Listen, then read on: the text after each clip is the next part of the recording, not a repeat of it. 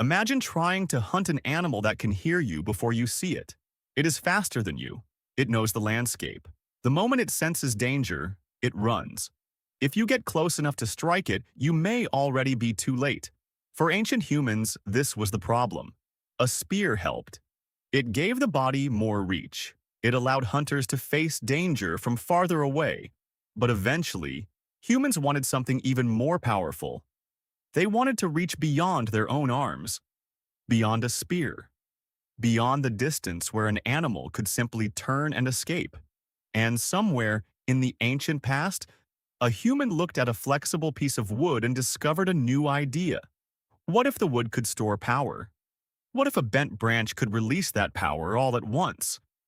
What if a small pointed shaft could fly farther than any human hand could throw?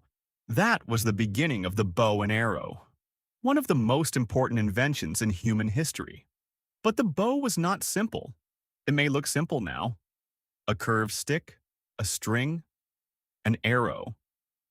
But creating one from nothing required an astonishing amount of knowledge. First, you needed the right wood. Not every branch could become a bow. The wood needed to bend without cracking. It needed to be strong enough to return to its original shape. It needed to store energy when pulled back, then release that energy fast enough to send an arrow forward. Too stiff, and it would not bend. Too weak, and it would break.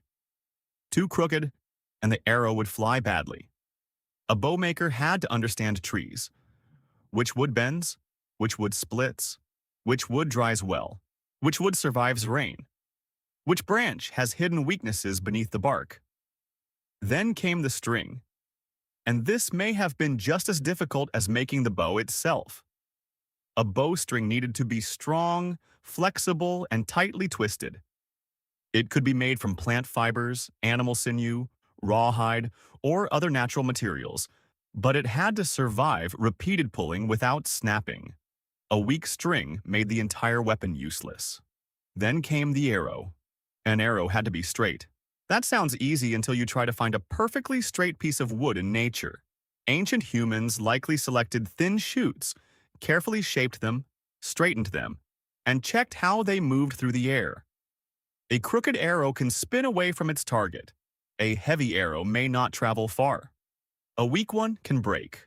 Then it needed a point. Stone could be shaped into sharp tips, but stone alone was not enough. The point had to be attached to the shaft. That required binding materials, sticky plant resins, animal glue, or other adhesives. The weapon was becoming more complex. A bow, a string, a shaft, a stone point, a binding, and often feathers. Feathers helped stabilize the arrow as it flew. Without them, the arrow could tumble or veer away. With them, it became more predictable. The bow and arrow was not one invention. It was many inventions working together. And that is why its true origin is difficult to find. Wood rots.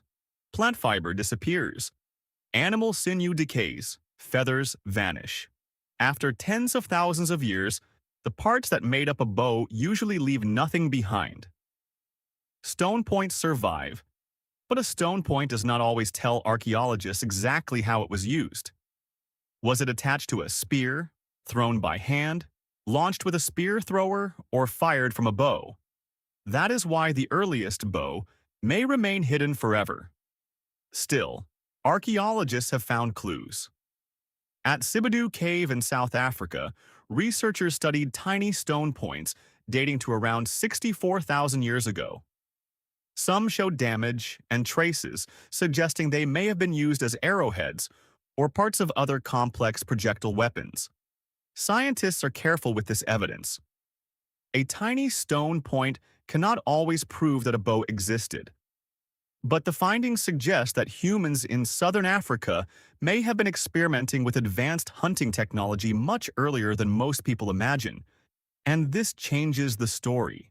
The bow and arrow may not have appeared suddenly in ancient Europe, beside glaciers and mammoths. Its deeper roots may reach back into Africa, where early humans were already learning how to combine materials into complex tools. Wood with stone, stone with resin, resin with fiber, Fiber with feathers. Each part alone was useful. Together, they became a weapon that could cross open space. The bow gave humans a new kind of advantage. Not strength, not speed. Prediction. A hunter could hide behind grass, rocks, or trees. They could wait. They could watch an animal's path. They could choose the moment before being noticed. And they could send an arrow forward while keeping a distance between themselves and danger. That distance changed hunting. A spear often required close contact or a powerful throw. A bow allowed repeated shots from farther away. Hunters could carry several arrows. They could strike smaller, faster animals that were difficult to approach. They could hunt from cover.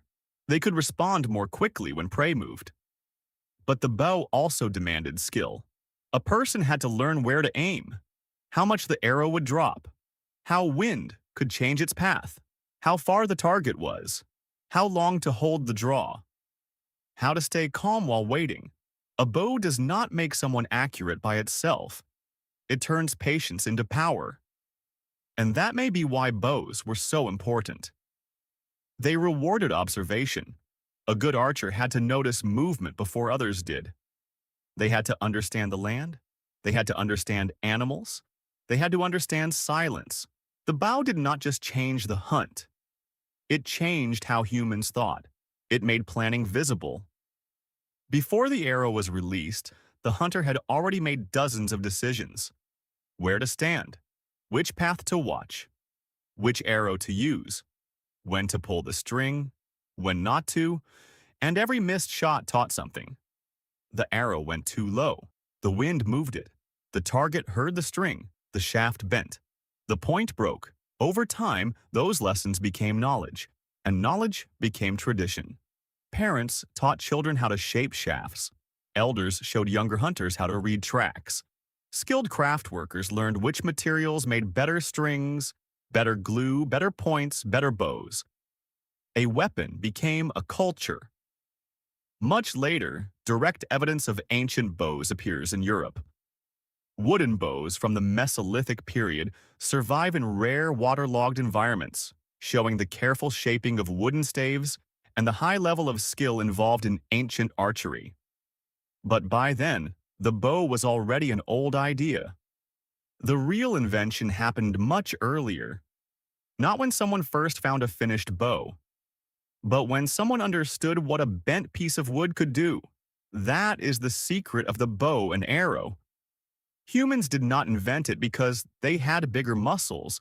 They invented it because they could imagine invisible force. They could pull a string backward and understand that the power had not disappeared. It was waiting. Stored inside the bent wood, waiting to be released. The bow transformed human weakness into distance. It gave hunters a way to reach animals without standing beside them. It gave small groups a way to survive in dangerous landscapes. And it proved something that would define the future of our species. The human body has limits, but the human mind can build tools that do not. Which fact surprised you the most? What mystery should Wayora explore next? If you enjoy uncovering nature's hidden secrets, don't forget to subscribe.